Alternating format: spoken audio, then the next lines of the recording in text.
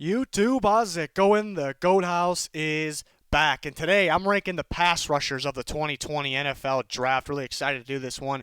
Went through a bunch of position groups already, a bunch more to come. A lot of NFL content to get to still, even though we're only 8 days away. I'm pumped. We're going to be live during the NFL Draft as well, April 23rd, right here on YouTube, predicting each pick, reacting to each pick. It's going to be a lot of fun. 50K is that goal by the draft. We got two channels, so you can help us out by subscribing to both. And then our Twitter, you'll find a link down in the description for that. Always talking NFL and answering any questions. So check that out. And then we have a podcast. You can check that out using the link in the description as well. Let's see who tops the categories here for the pass rushers. Day one impact, I think Chase Young obviously is the best one. We'll get to him in a second. Yeah, I think he's the most pro-ready, the most ready to make a big impact day one. 4-3-N, Chase Young could fit either to me, but I think, there's a lack of true. For what I wanted to do with the 4-3-N and 3-4 outside linebacker was find basically a true to that position. Chase Young could fit either. The lack of top tier 4-3-Ns or just true 4-3-Ns, makes Chase Young one there. But for Terrell Lewis for 3-4 outside linebackers, I think he will succeed at the 3-4 outside linebacker spot. I think he can play 4-3-N, but I really view him as a 3-4 outside linebacker.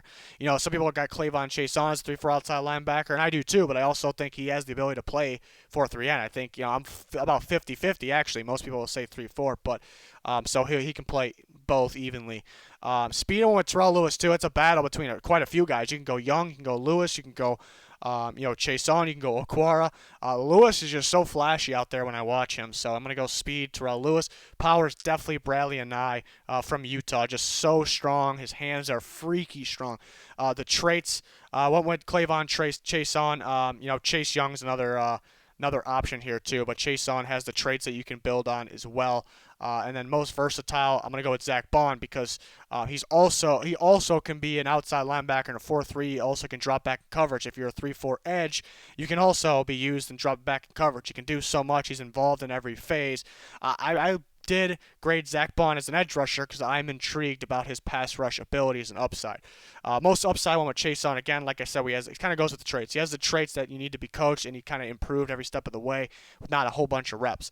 Sleeper is going to be Alex Highsmith from Charlotte, and he had a very impressive tape, very good in the run game and very effective in the pass game as well. And deep sleeper is going to be James Smith-Williams from NC State. I think he played out of position at times. I think a smarter coaching staff, a better defense, will get him in the right spot. And he also has a freakish athletic ability. He's got some things he got to work on, but that is a deep sleeper for those reasons there. And then we move on to my number one pass rusher is Chase Young. He isn't missing a single, trait. You look at everything. You look at the burst, slash the get off the ball. You look at the power, strength, usage of the hands, the speed, quickness. And to be able to make a play on the quarterback as well. He has all of that. Can win with speed, length, or power. I think he's a safe prospect. Because you're going to take him, he's not going to be a bust. You're going to get somebody really good, but he also has that very high ceiling as well. So pretty much checks every box, and that's why he's an elite grade. Why pass on him? I'd say you don't pass on him. But if you do, it better be for Joe Burrow. If it's for somebody else, maybe Joe Burrow's gone and somebody takes somebody other than Chase Young. So that's the wrong move, even though I'm a big fan of Isaiah Simmons, so I guess you can't get too mad about that.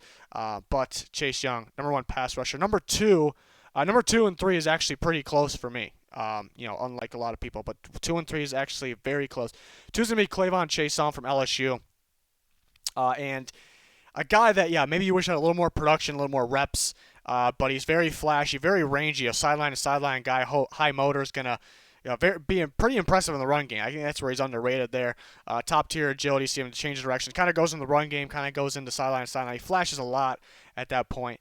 And it felt like he improved every game, every step of the way. It's just getting better and better. And that's exactly what you want to see. I also thought he showed up in big time moments. When they needed a pressure on the quarterback, they needed a sack. I thought he showed up big time for them. I think he's an easy fit, too. Some people think strictly 3-4 outside linebacker. I'm not really sure people are getting that. I've seen him play on the line enough. I've seen enough strength. I think he can play 3-4 or 4-3. I think he's an easy fit. And then why you pass on him, maybe you're just looking. Maybe you're one of there's always those teams that just want more production. They want more production. And he's had enough production with his traits where that's why he's this high. But maybe just there's other guys that have a little more production, so maybe they just want that. And he is lacking some reps, but there's not a whole lot why you should pass on Chaisson here. Number 3, like I said, very very close. This might be my guy of the draft. This is the guy I am higher on than everybody, and I'm in love with this. I'm in love with the idea of Terrell Lewis from Alabama. This guy is an absolute stud. Freaky combination of athleticism, length, and strength. All of that combined, he uses that to the best of his abilities. He's got the great get off, the burst off the ball.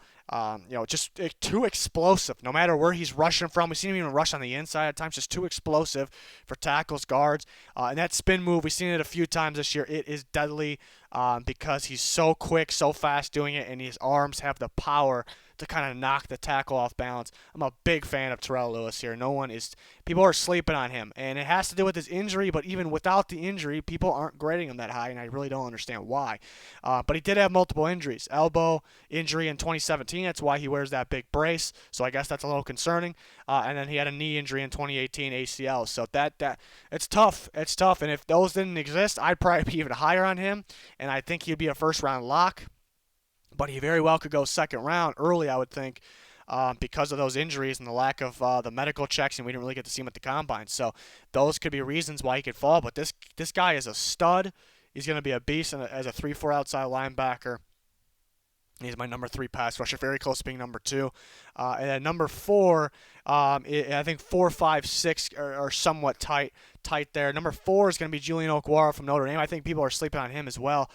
Freaky athletic pass rusher, another athlete off the edge there. He started 21 games in Notre Dame. He played, rotated in some more games, but 86 total pressure. That is a crazy number. That is the more effective per start. Than any pass rusher in, Chase Young's the only one that's going to have more pressures, but Julian Okwara's success rate is higher than Chase Young's. That's pretty ridiculous. So the production is there, even though there hasn't been a crazy amount of starts, so he has some upside to go along with it. I think he can fit any scheme.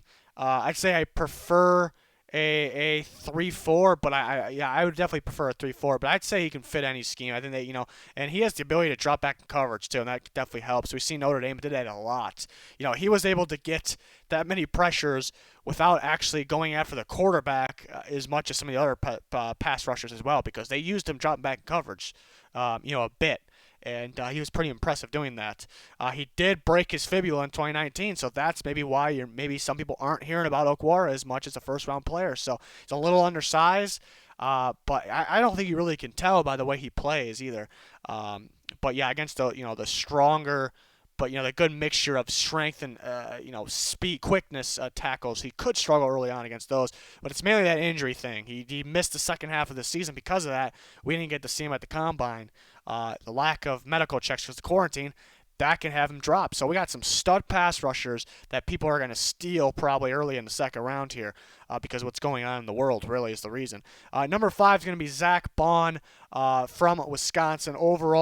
Just an overall football player. He's going to be involved in every phase of a defense. You're going to get everything from this guy. I listed him with the edge rushers because I am very intrigued. I'm very impressed with his pass rush ability. Kind of being a hybrid. He's a outside linebacker at the same time, drop off the ball linebacker at the same time, drops back in coverage. Pretty effective there. Pretty effective getting across the field. But when he rushes the passer, he is effective. I like his move. He's actually got moves on the outside. That's the difference. When you see these guys that, are they outside linebackers in a 4-3? Are they 3-4 pass rushers? Which one are they? Usually those guys most of the time are 4-3 outside linebackers because they don't have any unique moves or they're not nothing special rushing after the passer. I think Zack Baun is. So if he goes to a 3-4 team, pass rusher, if he goes to a 4-3 team, outside linebacker, if he goes to a 3-4 team, pass rusher, that's how it would be. I think he has more upside as a pass rusher as well if he gets to work with the right people there, right coaches. Why somebody may pass on him, as a pass rusher, he would only fit maybe half the teams because the 3-4 scheme. But even you take a chunk of those teams, they may want the bigger body guy because there's some bigger body guys that are also just as athletic, maybe even a little more because there's some freaky guys in this draft. So a good chunk of those teams may pass on him, so that actually could land him. He might have there might be more of a chance he ends up as on a 4-3 team to play outside lineman. And I'm okay with that. He'll be involved getting after the passer. I just decided to list him as an edge rusher because I like his upside there. I'm intrigued by him there. And then we're moving on to 6 through 10. Gross-Matos, he's borderline round 1, round 2. The reason I say round 2, for me, who he has a chance to go round 1, I got really no problem if somebody takes him at the end of round 1. But the reason that is, I'm not, when I'm watching him, nothing is just like screaming in my face that he's a first-round talent, and that kind of be the reason why he's a tiny bit separated from the other guys too. He kind of gets the job done. I do really like, he makes some big plays, but I do really like that he can slide inside too. Seen him play some 3 techniques, so I do like that. Got some good strength, really good in the run game. He checks all the boxes. He really does. He's just not wowing me enough, I guess, to be the first-round talent. But the end of the first round would be okay, and I think he could go there. But he would be number 6 there. Number 7 is Bradlee Anae from Utah. Another guy, he just gets the job done. He gets after the quarterback. He's got these crazy strong hands. They show up constantly. The technique is there. He's just lacking a little bit athletically. But I don't see how the production really can go away with this game, so I do like him at the end of the second round. Number 8, I got Terrell Lewis from Tennessee. He's got some good traits. He's also athletic, a very athletic pass rusher. I like him in a 3-4. Not that he can't play a 4-3. I just like him in a 3-4. He's got some good moves out there too. Seen him go inside, outside, around it. You got the spin move. So I do like Taylor's really grown him. He's number 8. Curtis Weaver is number 9 with the round 3 grade. Another one has Taylor and Weaver has a chance to go late too. Weaver is the production guy. Production played pretty weak competition. I don't think he did anything special. He was just better than his opponent. We'll definitely see some better competition. Awkward body. Team's really not going to know what to do with him, but another guy that he just gets to the quarterback. That's what he does. Then Khalid Kareem from Notre Dame. So we got 2 Notre Dame guys on this list. It's going to be a round 3 guy. I like him fitting as a 4-3 end. Really strong dude off the edge there, and he's kind of a sleeper too. I think he should be locked in there in round 3. Tough, only doing top 10 for these videos. You can see my full rankings if you're a Patreon or a YouTube member for us, but tough leaving a guy like Alton Robinson out. Alton Robinson from Syracuse would be my number 11. He's right there with the last 3 there, right there with him. So tough one to leave out because I do think he will be a pretty good pro there, and yeah, he would be number 11. But there's a lot other good pass rushers, some pretty good sleepers in this class down the stretch of the draft there in day 3. So you can check out my full rankings. Plus, you get plenty more content if you're a Patreon member, YouTube member, either one or the other. Links in the description for both. And you get the full rankings. You get some of these graphics on a page as well. Everybody will get to see my full rankings on one page, but that won't come out until the day of the draft. So hopefully you can join us when we're live during that on day 1. Hopefully you can join us for all the other videos we still got to get to. There's a lot on the channel already. Please like, comment with your rankings, subscribe to both of our channels, follow us on Twitter, check out that podcast while you're at it. That's going to do it for this one. Thanks for watching. Goodbye.